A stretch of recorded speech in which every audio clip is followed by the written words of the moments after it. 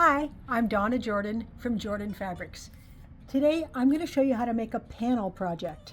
It's called Autumn in Flight, and we've got this nice panel with trees on the pattern, but I'm going to make it with this beautiful reindeer here. The panel is from Blank Quilting from a collection called Holiday Style, and this is a common size panel. It's about 24 inches. And so I always start all my projects by ironing the panel up nice and flat and square, and then we're going to trim it down to size. I need to trim it to 21.5 inches. It's about 24.5 right now, so that's about 3 inches bigger than we need. So I'm going to cut off about 1.5 inches. So what I'm going to do is line this up on the half inch in from the edge of the panel there, and I'm going to trim it here, and then I'm going to measure over 21.5 inches. So we're cutting off the border, and we're cutting off a little teeny bit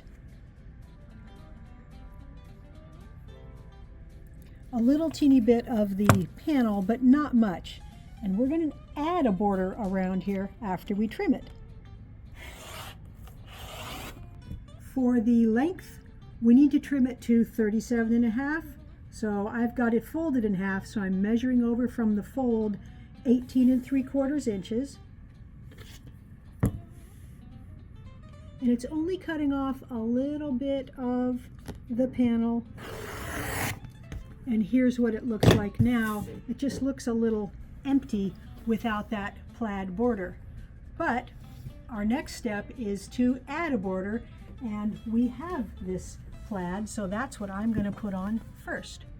What I'm going to use around the edges here, I'm going to use a solid white here, and then that gray plaid will go here and here, and it's a little bit in the patchwork there, and then I'm going to add this black snowflake and this red poinsettia print.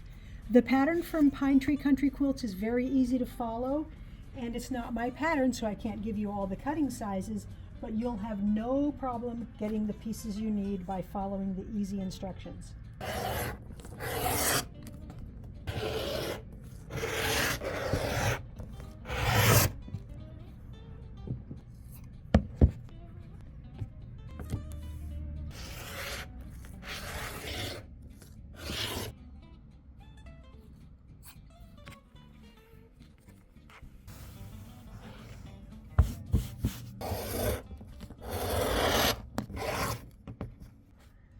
That is all the cutting we need to do.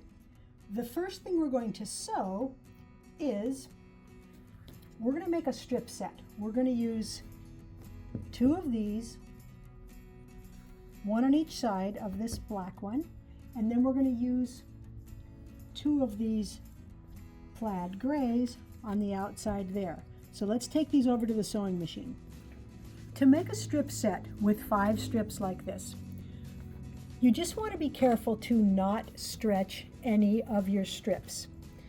I've made a lot of these, so I tend to not stretch them. If you think you might, then you can just pin it all the way along here before you get started, and that way you won't get the top or the bottom going into the machine faster, because if you do, it will make your strip set a little bit wonky. Some people like to stitch down with the first strip and stitch up on the second strip, and you can do that, but honestly, if you can just keep from stretching, your strip set will lay nice and flat. So I'm not stretching the top or the bottom. I'm also not stretching this. See, you can pull this and it'll get ironed back out when you go to the ironing board. But it's just easier if you keep everything flat and not stretched.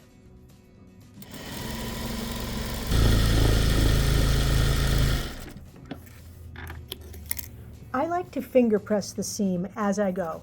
So before I sew the rest of the strips on, I'm going to pull this open a little bit, anchor it with my finger there, and then pull my fingernail or even the pad of my finger right down this seam. And I'm not pulling it so hard that I'm stretching it.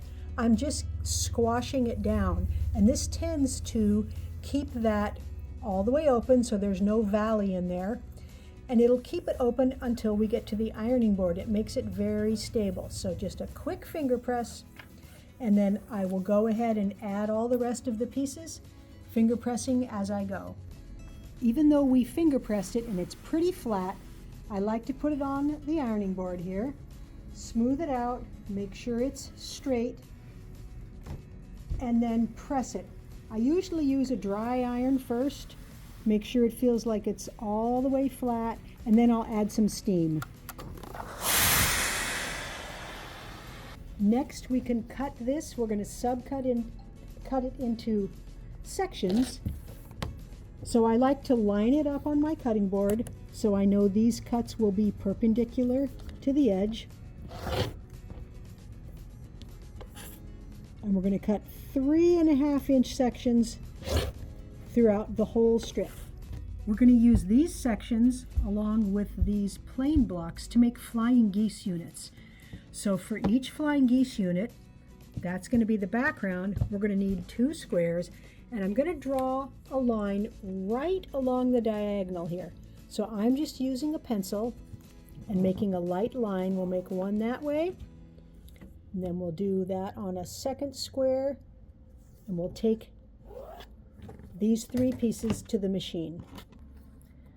The first piece, it fits exactly on here, on these 3 edges, so line them up and stitch either right on the line or a smidge over on that side. The reason we go over a teensy bit is because we're going to fold the top fabric over on itself, and it doesn't fold like a piece of paper. Fabric has a little bit of bulk to it, so when we fold this over, we want all of these edges to meet, and so that's why it helps if you scooch it over a tiny bit.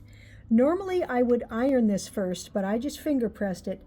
We want to trim away the back 2 layers here, leaving a 1/4-inch seam. The second piece goes on shaped like this, and I find it easiest to stitch in this direction. So I'm going to line everything up and make that second seam.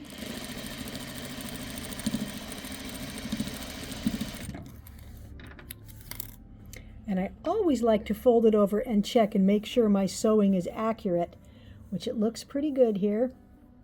And then we will trim off this side. And look at what a cool flying geese block this made. It's got all those different fabrics in it. So I've got to make multiples of these, so I'm going to go ahead and get those stitched up. All the flying geese blocks are done, and we're going to make some rows with these. We're going to make some borders. So the first one has 5 flying geese facing this way. Then we've got 1 row with some background pieces and 3 flying geese, and 1 row that just has 1. These 3 rows all get stitched together. It's pretty easy. There's hardly any matching at all, just a little bit here and here. Then all we have to do is add a small border here, which will fit after our seam allowances have been sewn, and a longer border on this end, and then that row will be done.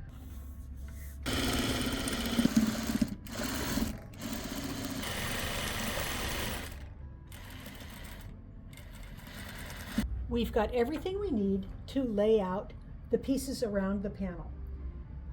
We've got a couple of borders that go around here, and these are cut to the exact length that we need. They'll be real easy to stitch on. Remember, when you have a very narrow piece of patchwork, to be extra careful and extra accurate, because it shows more if you're not accurate. On the smaller the piece is, the more the imperfections will show. But they're straight pieces, it's pretty easy to get it on. Then the top and bottom, these will then be the right length. Then we're going to put the top and bottom borders on. So the bottom border, this piece one, is going to go here the top one pointing the other way. And after we put those on, the side borders go on. So this one's going to go on here, and the other one here. And the last thing we're going to put on is an outside border in this same gray plaid. That will frame it very nicely. So this will be really easy to get stitched up, and then I can get it loaded onto the quilting machine. The quilt is all loaded up, and we need to pick a thread color. I've got quite a bit of what we call negative space here, these big white areas, so we could use a contrasting color thread and the quilting would show quite nicely. So I've got red. This is a pretty dark red, matches in there. It's going to show up a lot. We also could use white. Now this probably won't show at all, but of course since we're using a solid here, the indentations, the textures will show. This is actually pink, but we've got kind of a corally pink there, and this is a little bit lighter than that red. Then I've got two shades of gray. So we've got the gray, dark gray, and silver. Not going to show much, but it's going to show a little. I really think that this silver one will look the best. For the quilting pattern, I'm using one called Garden. The prints around the deer, they have some flowers. So let me show you this a little bit bigger.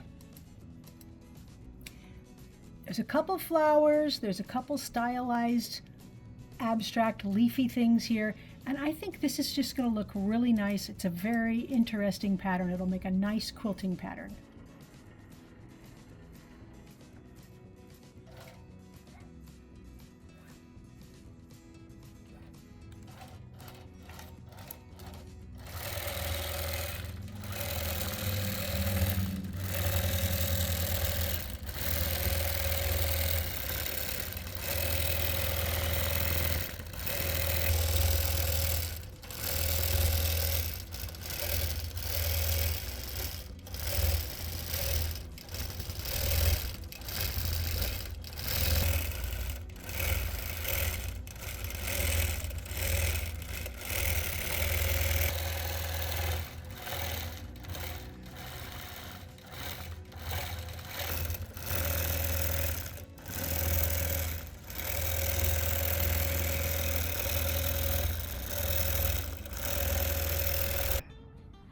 I've got the Autumn in Flight panel quilt all done, and even though mine does not have an autumn theme, the flying geese, they still look like they're flying, so that's where the in flight comes into play. I'm very happy with the quilting.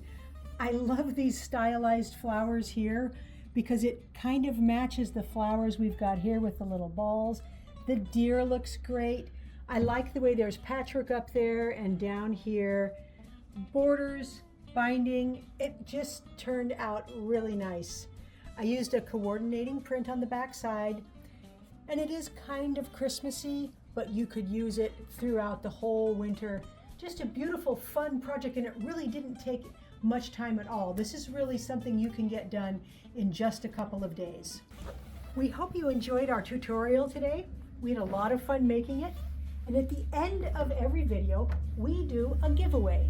Today's giveaway is a log cabin quilt, all made with Moda's grunges. So we've got greens and teals and aquas, a nice blend of colors, and it's very easy to win the giveaway. All you do is click the link right below this video that says giveaway and put in your name and your email address, and you might be the lucky winner. Now, if you like our videos and you want to support us, the best thing you can do is subscribe to our YouTube channel. That really helps us out. Happy quilting!